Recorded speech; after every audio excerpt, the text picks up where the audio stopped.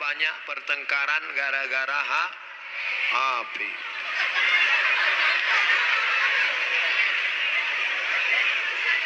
Lima hak ibu terhadap bapak. Catat, ingat baik-baik. Pertama, makan. Ibu tadi sudah dikasih makan. Yang kedua, pakaian. Ibu sudah dikasih pakaian? Karena sekarang banyak perempuan yang tidak diberi pakaian oleh suaminya. Tinggi istrinya 175 tapi dikasih kain cuma 50 cm. Kurang kain. Kadang belum selesai di tempat tukang jahit sudah diambil. Kadang kainnya panjang, resleting belum dipasang. Pas jalan kelihatan. Ustadz kok tahu? Saya ngelihat. Ibu sudah dikasih makan, ibu sudah dikasih pakaian, ibu diberikan tempat tinggal yang layak menurut kemampuan masing-masing. Sudah? Keempat, ibu mesti diberi pendidikan. Yang ngajar ibu ngaji, bapak. Yang ngajar ibu sholat, bapak. Yang ngajar ibu akhlak, bapak. Bapak adalah guru di rumah. Dan yang kelima adalah perhatian. Maka ibu selalu diperhatikan. Dari mulai jilbabnya, dari mulai pakaiannya, termasuklah HP ibu diperhatikannya juga.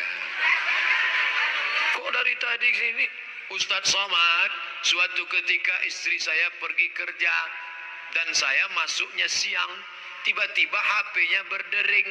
Saya cek, rupanya mantan. Dia cari lagi di FB dan mereka sudah jalan-jalan, Pak Ustadz. Hati saya selalu galau tiap hari. Jangan-jangan dia sudah buat ini, jangan-jangan dia sudah jalan ini, jangan-jangan sudah.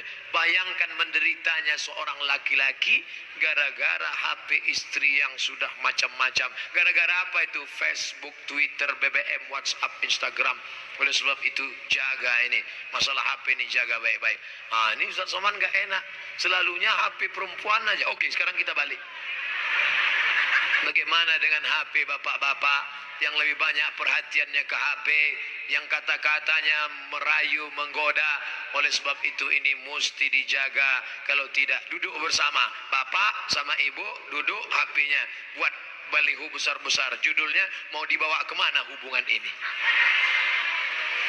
Atau buat besar-besar, jangan ada HP di antara kita.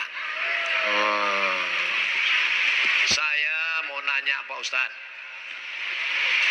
gimana caranya mengelola keuangan keluarga secara islami jika suami istri bekerja?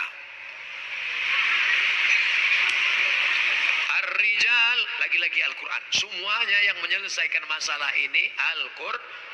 Ar-rijalu qawwamuna 'alan nisa. Laki-laki menjadi pemimpin bagi perempuan. Bima anfaqu min amwalihim, karena mereka mengeluarkan nafkah biaya belanja. Makanya harta warisan laki-laki dapat 2 kali bagian perempuan. Ibu kalau 25, bapak dapat 50. Ibu kalau dapat 50, bapak dapat 100. Kenapa? Karena yang menanggung biaya pernikahan mahar bapak, yang menanggung sekolah anak bapak. Sekarang ibu memang anak orang kaya, punya ruko 2, rumah batu jendela kaca, punya bapak yang sudah sakit asma 2 hari lagi meninggal. Kaya. Si bapak juga punya duit yang sama. Bapak punya duit, ibu punya duit, menikah. Apa beda duit bapak dengan duit ibu? Dalam duit bapak ada hak ibu, tapi dalam duit ibu tidak ada hak bapak.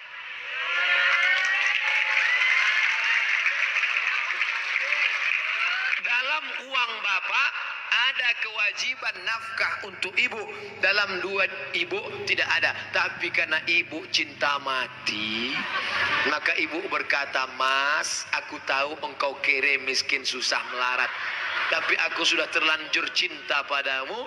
Jangankan uang ini, nyawaku pun kuberikan. Ambillah semuanya dengan syarat jangan kau nikah lagi." Nah, sudah jelas batasannya. Jadi kalau ada ibu punya kontrakan, PNS, pegawai, punya gaji, ibu tetap ngomong ke suami, "Mas, aku mau kirim uang ini ke anak yatim, mau biaya anak pesantren, mau kasih wakaf beras 1 karung." Tapi ibu ngomong ke bapak itu bukan minta izin, karena uang itu memang punya ibu. Ibu ngomong sebagai adab, sopan santun, tata krama, budi bahasa. Jadi bapak jangan kegeeran. Dan ibu jangan kurang ajar. Mas, ini uangku, ini kos-kosanku, ini rumahku, terserah aku. Kamu mau ikut ya? Kalau enggak, lebih dari kamu bisa aku dapatkan. Jangan, luka hatinya. Galah patah boleh disambung, kaca retak boleh direkat, hati yang sakit kemana obat akan dicari. Nah, oleh sebab itu maka jaga. Saya sudah mengeluarkan untuk biaya keluarga sebagian, sedangkan sebagiannya saya ingin membantu saudara yang kurang mampu. Tapi kadang saya suka berbohong jika untuk membantu keluarga yang memang butuh bantuan. Ini yang nulis pertanyaan bapak apa ibu? Kalau bapak sudah berikan yang 5, makan sudah, pakaian sudah, tempat tinggal sudah, pendidikan sudah, perhatian sudah, sesuai dengan urf. Wa ashiruhunna bil ma'ruf. Berilah mereka pergaulan urf. Urf itu seperti layaknya. Kira-kira layaknya standar orang daerah Pondok Aren itu perempuan diberi berapa? Tidak terlalu kaya, tidak terlalu miskin, yang sedang-sedang. Kira-kira diberi berapa? Standarnya misalnya 3 juta, 5 juta. Dia beri. Maka sisanya itu terserah dia untuk yang lain. Maka dia sudah menunaikan kewajiban. Urf. Pengambilan hukum ada 10. Quran, hadis, ijma', qiyas, syar'u man qablana, saddu zara'i, qaulu sahabi, istihsan, istisab, urf. Urf, tradisi, kebiasaan. Berapa yang layaknya untuk daerah Pondok Aren? Semoga Ustaz selalu dilindungi Allah. Amin. Bagaimana antum menyikapi beda mazhab? Khilafiyah, firqah. Bagaimana dengan ayat Allah wa'tasimu bihablillahi jami'a, wa'tasimu, bersatulah, bihablillah, dengan tali Allah. Yang dimaksud tali Allah itu Islam, Al-Quran dan Nah, adapun ijtihad ulama berbeda-beda, tapi kita di Indonesia sudah disepakati 3. Akidahnya Asy'ari, fiqihnya Syafi'i, tasawufnya Sunni, Junaid al-Baghdadi dan Abu Hamid al-Ghazali. Saya ulang sekali lagi, Ahlussunnah wal Jamaah, akidahnya Asy'ari, fiqihnya Syafi'i, tasawufnya Sunni, Abu Hamid al-Ghazali dan Junaid al-Baghdadi. Maka kita pegang yang itu. Saya belajar di Maroko 2 tahun, mazhabnya Maliki. Maliki Ahlussunnah.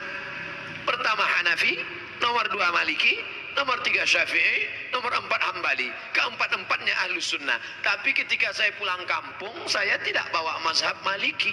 Kenapa Ustaz tidak pakai mazhab Maliki? Andai saya pulang ke kampung, saya pakai mazhab Maliki. Mazhab Maliki kalau sholat tangannya lepas ke bawah. Allahu Akbar. Fatihahnya pakai baca kiraan Warsh. Alhamdulillahi Rabbil Alamin, Ar-Rahmanir Rahim, Maliki Yaumiddin. Mimnya pendek. Kemudian gak pakai bismillah. Allahu Akbar, Alhamdulillahi Rabbil Alamin, gak ada bismillah. Kunut subuhnya sebelum rukuk. Walam yakul lahu kufuwan ahad. Baca kunut. Kunutnya gak bunyi. Andai saya buat solat subuh seperti ini di masjid dekat rumah saya, Allahu Akbar, Alhamdulillahi Rabbil Alamin, Ar-Rahmanir Rahim, Maliki Yaumiddin. Selesai solat pasti jamaah komplain semua, tolong solatnya diulang, tadi imamnya ISIS. Menimbulkan fitnah karena mereka tidak tahu. Di sini diajarkan qiraat sab'ah mutawatirah, ditambah 3 masyhurah, ditambah 4 syazah, 14 qiraat dipelajari di sini. Ditambah lagi nagham, bayati, soban, nahawan, sika, jaharka, bayati, ras. Faham mereka tajwidnya, tapi tidak semua masyarakat ngerti. Andai anak pesantren Al-Qur'aniyah sholat di luar masjid, dibacanya qiraat lain, walam yakul lahu kufuwan ahad, maka makmum dengar, wah ini aliran sesat ini. Bukan berarti dia salah, tapi dia takut menimbulkan Nah, maka dalam masalah-masalah yang kita sepakati, mari kita berlapang dada. Adapun yang kita sudah berbeda, mari kita terima perbedaan selama dia masih Ahlus Sunnah wal Jamaah. Syekh Abdurrahman Sudes, Imam Masjidil Haram, selama di Makkah nggak pernah pakai bismillah jahar. Allahu Akbar. Bismillahirrahmanirrahim. Alhamdulillahi Rabbil Alamin Ar-Rahmanir Rahim. Tapi begitu beliau jadi imam di Istiqlal, Allahu Akbar, Bismillahirrahmanirrahim. Loh, kok si Abdurrahman Sudas di Istiqlal pakai bismillah jahar? Dia tahu orang Jakarta mazhabnya Syafi'i. Mazhab Syafi'i bismillahnya jahar. Mazhab Hanafi Hambali bismillahnya sir. Bismillahirrahmanirrahim. Mazhab Maliki nggak pakai bismillah sama sekali. Ketiga mazhab ini Ahlus Sunnah wal Jamaah. Tapi kalau mayoritas masyarakatnya Syafi'i, jangan bawa mazhab lain karena khawatir memecah belah umat. Menjaga persatuan lebih diutamakan daripada mengamalkan mazhab. Begitu yang diamalkan oleh para ulama. Kan ulama mengkategorikan bid'ah ada dua, bid'ah hasanah. Pertanyaannya Ustaz, kan Rasul bersabda kullu bid'atin dhalalah. Kullu bid'atin dhalalah wa kullu dhalalatin finnar. Hadis ini kata Imam Nawawi hadisnya umum. Hadis umum. Tolong belikan saya ayam. Tolong belikan saya ayam. Ayamnya umum. Ayam penyet, ayam patah, ayam pop, ayam sungsang, ayam fried chicken, ayam panggang, ayam bakar, ayam kampung, ayam hutan. Ayam apa? Setelah di jalan dia bingung. Ini ayam apa? Nelpon sekali lagi. Ayam apa? Ayam pop. Maka yang pertama tadi umum dikhususkan oleh yang kedua. Begitu juga kata Imam Nawawi yang mensyarah hadis Sahih Muslim.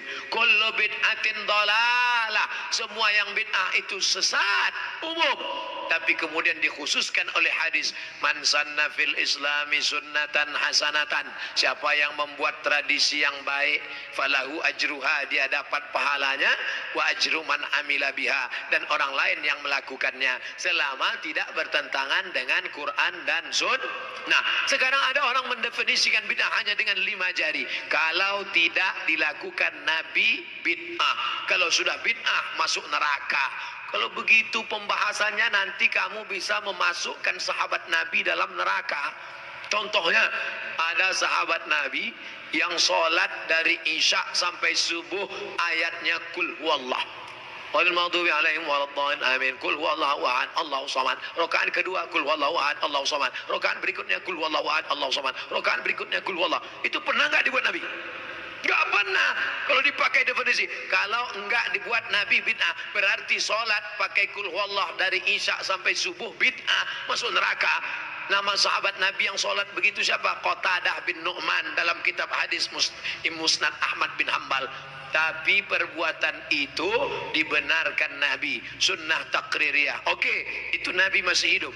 Bagaimana dengan Abu Hurairah? Abu Hurairah sebelum tidur malam menyimpul tali 2000 simpul, 2000 simpul tali dipakai bertasbih sebelum tidur malam. Subhanallah, subhanallah, subhanallah, subhanallah, subhanallah. Ada diajarkan Nabi, hai orang-orang beriman, sebelum kau tidur malam ambil tali jemuran, buat 2000 simpul, sebelum tidur petik 2000. Ada? Tidak ada. Jadi kalau didefinisikan, kalau tidak dibuat Nabi bid'ah, engkau sudah memasukkan sahabat Nabi ke dalam neraka karena definisi yang singkat, yang pendek, pemiskinan. Oleh sebab itu ulama faham. Sudah saya tulis lengkap dengan dalil-dalilnya 444 halaman terkait masalah bid'ah, bid'ah, bid'ah. Tidak semudah itu saudaraku. Ada namanya Imam Ibnu Taimiyah. Imam Ibnu Taimiyah kalau selesai sholat subuh dia tidak keluar masjid, dia melihat ke atas membaca Al-Fatihah sampai terbit matahari. Bismillahirrahmanirrahim. Alhamdulillahirabbil alamin arrahmanirrahim maliki yaumiddin iyyaka na'budu wa iyyaka nasta'in, sampai terbit matahari. Itu tidak pernah dilakukan Nabi. Kalau dipakai definisi, Kalau tidak dilakukan Nabi bid'ah, berarti Ibnu Taimiyah sudah membuat bid'ah karena membaca Al-Fatihah dari sejak sholat subuh sampai terbit matahari. Maka jangan katakan bid'ah kalau tidak dibuat Nabi bid'ah. Ini tidak betul. Yang betul adalah kalau tidak ada dalilnya bid'ah. Selama ada dalil hadis qauli, hadis fi'li, hadis takriri, perbuatan sahabat, qiyas, ijma', maka perbuatan itu tidak bid'ah. Bagaimana pandangan Ustadz dengan laki-laki yang berambut panjang? Apakah itu termasuk menyerupai perempuan? Saya belajar ke salah seorang syekh. Ketika itu ada yang nanya, "Syekh, apa betul Nabi Muhammad itu rambutnya panjang?" Maka syekh menjawab, Nabi Muhammad itu tinggalnya di gurun pasir. Gurun pasir itu cuacanya panas. Maka kalau rambutnya pendek, nanti cahaya matahari kena ke kepala, maka dia bisa pusing, panas, dehidrasi, kurang cairan. Makanya Bapak Ibu ketika di Makkah disuruh pakai topi, pakai payung supaya jangan kena panas. Nabi kepalanya ditutup dengan 3. Yang pertama rambutnya.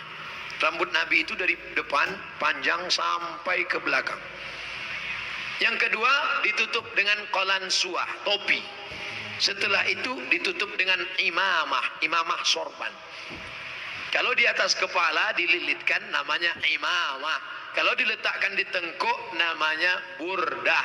Kalau diletakkan di kepala seperti kerudung namanya ghutrah, bukan serben. Jadi Nabi kepalanya ditutupi dengan 3. Pertama rambutnya panjang sampai ke tengkuk. Dari depan ini sampai ke tengkuk segini, tebal. Yang kedua qalansuah, kain penutup. Setelah itu baru sorban. Maka kita pun, kami pun ketika kuliah dulu di Arab pakai sorban. Pakai untuk apa? Supaya jangan kena panas terik. Musim dingin di bawah derajat 0, 5 derajat, 10 derajat, di bawah 0 dingin. Maka kepala juga ditutup pakai sorban. Sekarang kenapa Ustaz nggak pakai sorban? Saya sekarang kepanasan. Tapi saya tidak menyalahkan para habaib pakai sorban. Mereka mengikuti sunnah Nabi Muhammad sallallahu alaihi wasallam. Nah, jadi kalau ada laki-laki berambut panjang, tapi rasanya di tempat kita rambut panjang bukan untuk menutup kepala biar supaya jangan panas. Justru tempat kita makin rambut panjang makin kepanasan, ketombe. Jadi kira-kira rambut panjangnya kenapa? Kenapa rambut panjang? Ini. Tapi tidak semua yang berambut panjang itu karena mengikuti perempuan. Jadi tidak bisa kita hukum serta-merta kalau rambut panjang LGBT. Nggak. Maka yang LGBT itu kalau menyerupai perempuan, la'anallahul mutasyabbihin minar rijal bin nisa. Allah melaknat laki-laki yang menyerupai perempuan dan perempuan yang menyerupai laki-laki. Mudah-mudahan anak kita terjaga dari LGBT. Tapi sebetulnya LGBT itu nama yang terlalu keren. Orang malah bangga sekarang disebut itu LGBT, itu bangga. Saya tidak setuju dengan LGBT, tapi saya malu mau nyebutnya di depan para kiai. Boleh saya sebut? Jangan sebut LGBT. Buat sebut nama yang mengejek, merendahkan, menghinakan. Apa namanya? PLT, penyuka lobang tai. Itu yang cocok bagi mereka. Kotor, najis. Zaman Nabi LGBT ini hukumannya man wajadtumuhu amalu amala qaumi Lut. Kalau kamu menangkap ada orang yang melakukan perbuatan Nabi Lut, faqtulul fa'il wal maf'ul. Pancung kepalanya, hukum mati. Untung dia hidup bukan zaman Nabi Muhammad. Kalau hidup zaman Nabi, habis, selesai. Bapak Ibu yang dimuliakan Allah Subhanahu wa taala. Ustaz berani ngomong gini apa enggak takut nanti ditangkap bencong? Ngapain takut? Banyak yang bela saya. Tapi pas pulang nanti sendirian ngeri juga ini. Insyaallah wa ta'awanu 'alal birri wat taqwa, saling tolong menolong dalam kebaikan dan ketakwaan, wala ta'awanu 'alal itsmi wal udwan. Ingatlah saudaraku, ada satu kampung namanya kaum Sadum. Pernah dengar kata Sadum? Dari kata Sadum inilah muncul istilah sodomi. Sodomi artinya perbuatan orang Sadum, umat Nabi Lut. Bagaimana hukuman Allah? Ja'alna 'aliyaha safilaha. Bagian atas kami turunkan ke bawah, bagian bawah naikkan ke atasnya. Lalu kemudian amtarna alaihim, kami hujani mereka dengan apa? Hijaratan, batu-batu, min sijilin mandud, dari batu tanah liat yang dibakar di api neraka. Itulah sekarang di Yordania, tempatnya bernama Al-Bahrul Mayyit, bahru laut, mayit mati, Dead Sea, dead mati, sea laut, Dead Sea laut laut mati. Kenapa disebut laut mati? Karena airnya terlampau asin sampai ikan pun tidak bisa hidup di dalam. Orang kalau pergi ke laut mati ngapung di atas karena kadar garam yang tinggi. Siapa yang punya kadas, kurap, kudis, gatal-gatal, mandi di situ sembuh. Di Yordania. Bapak Ibu yang dimuliakan Allah Subhanahu wa taala, Pompei salah satu kampung yang diisi oleh homo. Lalu kemudian datang lahar dari bukit turun ke bawah, rata dengan tanah, sampai mereka berubah menjadi patung-patung batu karena ditimpa oleh lahar. Tidak sempat merubah ekspresi wajah orang homo yang mati dalam keadaan melakukan hubungan seksual terlarang, tak sempat merubah dari wajah kesakitan dengan wajah penderitaan. Begitu yang dialami masyarakat Pompei. Oleh sebab itu kita berdakwah, mengajak bukan karena benci, tapi karena ingin menyelamatkan supaya kita selamat. La ta'murunna bil ma'ruf, ajak mereka berbuat baik, wala tanhauna 'anil munkar, larang mereka jangan sampai melakukan perbuatan mungkar. Kalau kamu diam saja, aku tidak khawatir, kata Sayyidina Ali, aku tidak khawatir tentang betul dan batil, batil dan betul, karena dunia ini isinya betul dan batil. Yang aku khawatirkan adalah ketika kebatilan merajalela, orang yang betul diam. Karena orang betul diam, maka orang batil menyangka betul, yang betul menyangka batil, batil betul, betul batil. Orang yang betul diam, ibu yang betul diam, bapak yang betul diam, yang batil berkuar. Akhirnya yang batil merasa betul, orang yang betul diam. 1000 bahasa. As-sakitu anil haq syaitan akhras. Orang yang betul tapi diam melihat kebenaran diinjak-injak, dia adalah syaitan akhras, setan bisu. Begitu kata Imam Abu Ali Ad-Daqqaq yang dikutip oleh Imam An-Nawawi dalam kitab Al-Minhaj Syarah Sahih Muslim Ibn Al-Hajjaj. Maka bersuaralah saudaraku, anak-anak muda, lawan kemungkaran ini. Terus berperang dengan HP-mu. HP-mu adalah senjata, bukan menebarkan kebencian, bukan menebarkan hoax, tapi dalam rangka watawasau bil haq watawasau bis sabr. Allahu akbar.